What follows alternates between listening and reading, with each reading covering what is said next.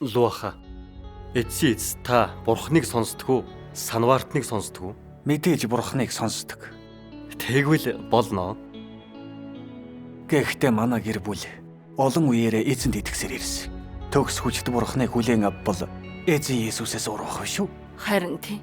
Төгс хүчт Бурхан эзэн Есүс хоёр үнэхээр нэг Бурхан мөн үү?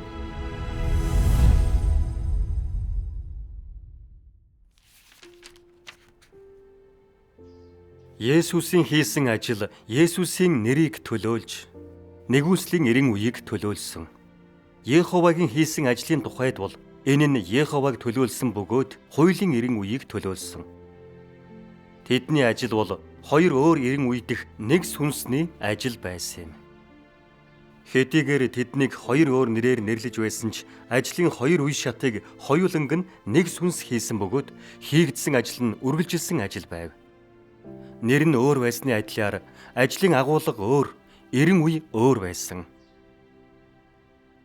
Йеховаг ирэх үед Йеховагийн эрен үе, Есүсийг ирэх үед Есүсийн эрен үе байв. Иймээс ирэх болгондоо Бурхан нэг нэрээр нэрлэгдэж, нэг эрен үеийг төлөөлж, шин замыг нээдэг. Шин зам болгонд тэрээр шин нэр авдаг нь Бурхан үргэлж шин байдаг, хэзээ ч хуучин байдаггүй. Түүний ажил ураг шахихаа хизээч болдгүй гэдгийг харуулдаг. Йеховагийн ажлаас Есүсийн хийг, Есүсийн ажлаас одоогийн энэ үе шат хүртэл энэ гурван үе шат нь бүхэлдээ Бурханы удирдлагыг бүрэн хамардаг ба бүгдээрээ нэг сүнсний ажил юм. Дэлхийн ертөнцийн бүтээлээс хойш Бурхан үргэлж хүн төрлөختнийг удирдан ажилласаар ирсэн. Тэр бол эхлэл ба төгсгөл, эхэн ба эцэс. Эрен үеийг эхлүүлдэг нэгэн, бас эрен үеийг төгсгдөг нэг юм. Өөр өөр эрен үе, өөр өөр байршилдах ажлын гурван үе шат нь гарцаагүй нэг сүнсний ажил мөн. Энэ гурван үе шатыг хуваадаг бүх хүн Бурханыг эсэргүүцэн зогсдог. Эхний үе шатнаас өнөөдрийг хүртэлх бүх ажил нь нэг Бурханы ажил, нэг сүнсний ажил юм гэдгийг одоо чи ойлгвол зохино. Үүнд эргэлзэх юмгүй. Амен. Бурхан эрен үе бүрд шин нэр авч шин ажил хийдэг. Тэр ч үнэхээр нууц шүү. Тийм ээ. Энэ үнэхээр шин юм. Тийм ээ. Төгс хүчт Бурхан эзэн Есүс хоёр нэг Бурхан гэдгийг одоо та нар ойлголоо. Тэд хоёулаа ажиллахын тулд өөр өөр махбодоор хувцасласан Бурханы сүнс. Эзэн Есүсийн сүнс бол өнөөдрийн төгс хүчт Бурхан. Тэдний бие өөрч гэсэн сүнс нь адилхан нэг Бурхан.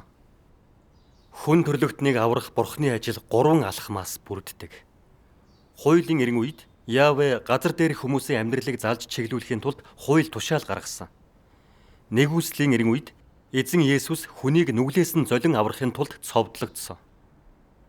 Эзэн Есүсийн сүнс Явэ байсан. Эзэн Есүс бол ажиллаа хийхээр ирсэн бие махбодтой болсон Бурхан байсан юм. Явэ Есүс хоёр нэг Бурхан биш үү? Тийм ээ. Эзэн Есүсийг хүлээн авах нь Явэгээс урваж байгаа хэрэг үү? Үгүй. Тиймээс хуулийн эрен үе, нэгүслийн эрен үеийн ажлыг нэг Бурхан хийсэн гэдэгт бид итгэлтэй байж болно.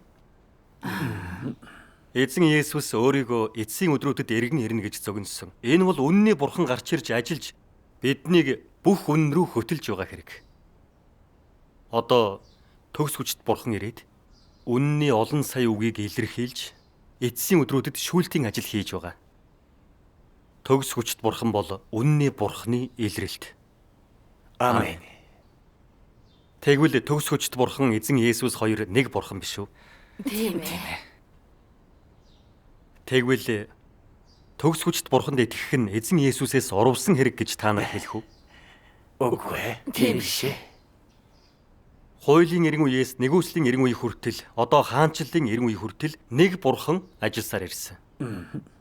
Явэ, Есүс, төгс хүчт Бурхан бол бүгд нэг Бурхан. Бурханы нэр өөрчлөгдсөн ч доторх сүнс нь адилхан хэвээрээ. Тэгэхээр төгс хүчт Бурханд итгэснээрээ бид эзэн Есүсийг угтан авч байгаа. Бид төгс хүчт Бурханыг хүлээн авахгүй бол эзэн Есүсээс урвж байгаа хэрэг. Одоо ойлголоо. Явэ эзэн Есүс болж бие махбодтой болоод Одоо эзэн Есүс иргэн ирж төгс хүчит бурхан гэдэг өөр нэр авсан ч тэд бүгд нэг бурхан юм байна. Тийм ээ. Гүй, ингэж их төөрөлдсөн эзэст төгс хүчит бурхан үнэхээр иргэн ирсэн эзэн Есүс болж таарлаа Тийм шиг. бай. Бид буруу зүйлд итгэхээс айсан нь ямар мунхаг байва. Тийм ээ. Хэрвээ бид төгс хүчит бурхныг хүлээн авалгүй католик сүмд хүлээж бүх насаараа судар уншсан бол эцэст нь бүгд эзэнд хаягдах байжээ. Тийм ээ. Бид төгс хүчит бурхныг даруйхан хүлээн авах ёстой. Яг зөв. Би ч бас хүлээн авч байна. Би ч гэсэн.